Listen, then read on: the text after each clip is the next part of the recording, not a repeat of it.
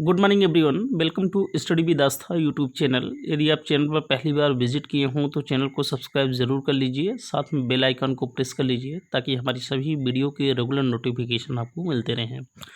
आइए आज के समाचार पत्रों पर डालते हैं एक नज़र। केंद्र सरकार की ओर से दिए जाने वाले आर्थिक पैकेज की दूसरी किस्त में वित्त मंत्री निर्मला सीतारमण ने गुरुवार को 9 अहम घोषणाएँ की। इसमें प्रवासी मजदूरों, किसानों, रेहड़ी पटरी वालों और छोटे व्यापारियों पर फोकस रहा। इसके तहत मजदूरों को मुफ्त राशन और रहने के लिए घर देने की योजना पेश की गई। One nation one ration card योजना अगस्त 2020 तक लागू होगी। इससे देश में कहीं भी राशन ले सकेंगे। वित्त मंत्री की 9 में से 3 घोषणाएं प्रवासी मजदूरों, 2 छोटे किसानों और एक घोषणा मुद्रा लोन, स्ट्रीट वेंडर, हाउसिंग और आदिवासी क्षेत्रों में रोजगार से जुड़ी थी। उन्होंने देश भर के किसानों की सहायता के लिए किसान क्रेडिट कार्ड का दायरा बढ़ाने के साथ कर्ज पर ब्याज देने की घोषणा की। वहीं प्रवासी मजदूरों के लिए देश भर में न्यूनतम मजदूरी लागू करने की बात कही। उन्होंने कहा कि मजदूर घर लौटे हैं, वे वहीं रजिस्टर कर काम ले सकते हैं। मनरेगा के तहत औसत मजदूरी 182 रुपये से बढ़ाकर 200 रुपये की गई है। मजदूरों के लिए मदद, सभी को समान न्यूनतम वेतन देने का प्रयास। ESI में पंजीकरण अनिवार्य होगा। मनरेगा में 13 मई तक 14.62 करोड़ रोजगार सृजित किए जाएंगे। स्व सहायता समूहों ने 3 करोड़ मास्क बनाए, इनके जरिए मजदूरों की मदद की गई। किसानों को कौन कौन सी रियायतें हैं? 30,000 करोड़ का विशेष फंड, 3 करोड़ किसानों को इससे फ़ायदा मिलेगा।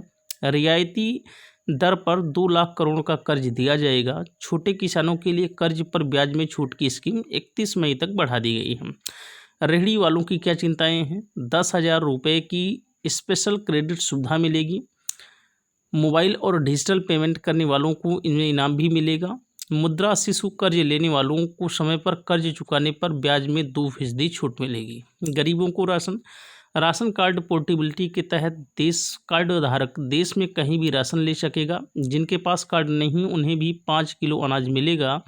रात में काम करने वाली महिलाओं के लिए अलग से सेफ्टी गार्ड तैनात होंगे। केंद्र से आर्थिक पैकेज की घोषणा के 24 घंटे के भीतर ही मुख्यमंत्री योगी आदित्यनाथ ने सूक्ष्म, लघु एवं मध्यम सेक्टर में 56,754 उद्यमियों को 2002 करोड़ रुपए का कर्ज बांटा। इस तरह लॉकडाउन अवधि में इतनी बड़ी धनराशि लेने का लोन देने वाला उत्तर प्रदेश पहला राज्य हो गया है। यह कर्ज मिलने से 2 लाख लोगों के लिए रोजगार की राह खुलेगी। मुख्यमंत्री ने गुरुवार को रोजगार संगम ऑनलाइन कर्ज मेले का शुभारंभ किया। उन्होंने एक क्लिक पर इतनी बड़ी राशि का कर्ज देने की योजना शुरू की। मुख्यमंत्री ने इन मौक़ों पर कहा कि कामगारों व श्रमिकों को मजबूत बनाकर यूपी की ताकत बनाएंगे। यह हमारे लिए पलायन का कलंक हटाने का भी बड़ा अवसर है, इसलिए कामगारों व श्रमिकों का कौशल बढ़ाकर उनकी मदद की जाएगी। सीएम ने कहा, आज पूरी दुनिया के लोग चीन से पलायन कर रहे हैं। पूरी दुनिया जिस वैश्विक महामारी को झेल रही है, प्रत्येक व्यक्ति देख रहा है, इसके पीछे कहीं न कहीं चीन है। मुख्यमंत्री ने कहा, जब अयोध्या में पहला दीपोत्सव कार्यक्रम किया था तो वहाँ 51,000 दीप प्रज्वलित किए गए थे। तब हमें मिट्टी के दीपक पूरे उत्तर प्रदेश में ढूंढने पड़े थे। हमें 51,000 दीपक को मिल पाए थे। इन स्थितियों में दीपावली के अवसर पर गौरी गणेश की प्रतिमाएं चीन से क्यों आएंगी? क्या गोरखपुर का टेराकोटा इसकी आपूर्ति नहीं कर सकता? हम उन्हें डिजाइन देंगे और उसके अनुसार वे उत्पाद तैयार करेंगे। मुख्यमंत्री ने कहा कि चीन से बेहतर प्रोडक्ट देने की क्षमता उत्तर प्रदेश के पास है। गोरखपुर के टेराकोटा को GI प्रोडक्ट में शामिल किया गया है। उसे बौद्धिक संपदा का अधिकार प्राप्त होने के बाद वैश्विक मान्यता प्राप्त होगी। दुनिया भर में जो बांसुरी बजती है वह उत्तर प्रदेश के पीलीभीत में बनती है और ढोलक अमरोहा में बनती है। हमारे पास उसे पहचानने की ताकत होनी चाहिए। हम इन्हें नए सिरे से आगे बढ़ाकर प्रोत्साहित करें तो यह बहुत बड़ा कार्य होगा। राज्य सरकार ने कोरोना संक्रमण के दौरान इलाहाबाद उच्च न्यायालय के एक आदेश से राहत मिली है। उच्च न्यायालय ने प्रदेश में 729 लैब टेक्नीशियनों की फौरी तौर पर नियुक्ति का रास्ता साफ कर दिया है। हालांकि कोर्ट ने कहा है कि यह आदेश कोविड-19 के कारण उत्पन्न आपात स्थितियों को देखते हुए दिया जा रहा है। वैसे ये नियुक्तियां हाईकोर्ट में लंबित याचिका के अंतिम निर्णय पर निर्भर करेंगी। न्यायमूर्ति सौरभ श्याम समेसेरी ने वीडियो कॉन्फ्रेंसिंग की सुनवाई के बाद 26 जुलाई 2019 को पारित अपने अंतरिम आदेश को संशोधित करते हुए लैब टेक्नीशियन की नियुक्ति प्रक्रिया पूरी करने का निर्देश दिया। साथ ही याचिका पर अंतिम सुनवाई के लिए 13 जुलाई की तारीख लगाई है। कोर्ट ने कहा कि इसके बाद किसी भी पक्ष को आगे अवसर नहीं दिया जाएगा। केंद्र सरकार ने 23 विश्वविद्यालयों एवं शिक्षण संस्थानों को बीएड, डीईएलएड आदि कोर्स के लिए पिछली तिथि से मान्यता प्रदान कर दी है। इससे इन संस्थानों से 2018 से पहले डिग्री लेने वाले सेवारत शिक्षकों को राहत मिली है। इन विश्वविद्यालयों ने बिना एनसीटीई की मान्यता के ये कोर्स चलाए थे, लेकिन आरटीई लागू होने से शिक्षकों के समक्ष संकट पैदा हो गया था। 69,000 शिक्षक भर्ती की लिखित परीक्षा का रिजल्ट क्या आया? सोशल मीडिया पर गुणा भाग शुरू हो गया। किस वर्ग में कितने अंक वाले चयनित होंगे? ओबीसी वालों का कट ऑफ कहाँ तक जाएगा? वहीं हर धड़े के नेता सक्रिय हो गए हैं। 85 से 89 नंबर लाने वाले अभ्यर्थियों को लामबंद किया जा रहा है कि लिखित परीक्षा के विवादित प्रश्नों को लेकर हाईकोर्ट जाने के लिए चंदा की लिया जाए। दूसरी तरफ प्राथमिक शिक्षा मित्र संघ सुप्रीम कोर्ट में 60-65% कट ऑफ के फैसले के खिलाफ विशेष अनुमति याचिका दायर कर चुका है। सोशल मीडिया न सिर्फ मैसेजों की बाढ़ आई है, बल्कि 69,000 शिक्षक भर्ती के लिए अलग से ग्रुप भी बन गए हैं। मैसेज के साथ ही वकीलों के नंबर भी भेजे जा रहे हैं। पुरानी भर्तियों का हवाला भी दिया जा रहा है। अमुक भर्ती की लड़ाई इसके सहयोग से ही लड़ी गई। चंदे के लिए नंबर भी जारी किए जा रहे हैं। वहीं 60-65% के पैरोकार भी सुप्रीम कोर्ट में लड़ाई लड़ने के लिए चंदा इकट्ठा कर रहे हैं। लगभग 10 लाख का खर्चा बताया जा रहा है और हाई कोर्ट के आदेश की सुप्रीम कोर्ट में रक्षा करने के लिए 2,000 प्रति याची चंदा इकट्ठा किया जा रहा है।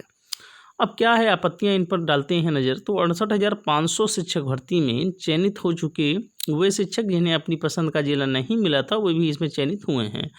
उनके खिलाफ अभ्यर्थी लामबंद है कि उन्हें एनओसी ना दी जाए ताकि एक सीट ज़रूरतमंद युवा को मिल सके। वहीं विभाग से भी अनुरोध कर रहे हैं कि उनका जिला आवंटन पहले कर दे। बीटीसी 2015 के बैक पेपर देने वालों को भी बताया जा रहा है कि वे भर्ती में भाग लेने के पात्र नहीं हैं, क्योंकि उनका रिजल्ट बाद में निकला है। कोरोना संक्रमण और सोशल डिस्टेंसिंग के मद्देनज़र लखनऊ विश्वविद्यालय ने प्रवेश की प्रक्रिया में बदलाव का फैसला लिया है। इस बार काउंसिलिंग ऑनलाइन कराने का फैसला लिया गया है। कुलपति प्रोफेसर आलोक कुमार राय ने बताया कि अभी तक काउंसिल 2 तरीकों से कराई जाती थी, ऑनलाइन ऑन कैंपस और दूसरी online off campus. Online on campus में अभ्यर्थी को विश्वविद्यालय परिसर में आना पड़ता था। इस बार सोशल डिस्टेंसिंग को देखते हुए ऑनलाइन ऑफ कैंपस काउंसिल कराने का फैसला लिया है, यानी अभ्यर्थी अपने घर में बैठकर ही ऑनलाइन काउंसिलिंग में भाग लेकर प्रवेश ले सकेगा। लखनऊ विश्वविद्यालय ही नहीं, शहर के महाविद्यालयों में भी इस बार प्रक्रिया में बदलाव पर मंथन शुरू कर दिया है। प्रवेश परीक्षा होगी या नहीं, यह एक बड़ा सवाल है। लखनऊ विश्वविद्यालय के अलावा IT college, national PG college, Christian college, Subhash girls degree college समेत अन्य महाविद्यालय प्रवेश परीक्षा के माध्यम से दाखिला लेते रहे हैं। इस प्रक्रिया में हजारों की संख्या में अभ्यर्थी केंद्रों पर इकट्ठा होते रहे हैं। ऐसे में सोशल डिस्टेंसिंग को ध्यान में रखते हुए इस बार मेरिट के आधार पर ही प्रवेश लेने की बात उठने लगी है। डॉक्टर एपीजे अब्दुल कलाम प्राविधिक विश्वविद्यालय AKTU के कुलपति प्रोफेसर विनय कुमार पाठक ने गुरुवार को ऑनलाइन सेशन के माध्यम से संबद्ध संस्थानों के विद्यार्थियों को संबोधित किया। प्रोफेसर पाठक ने बताया कि 6 जुलाई से संबद्ध संस्थानों के परिसरों में पढ़ाई होगी। ऐसे में शारीरिक दूरी का पूरा ध्यान रखना होगा।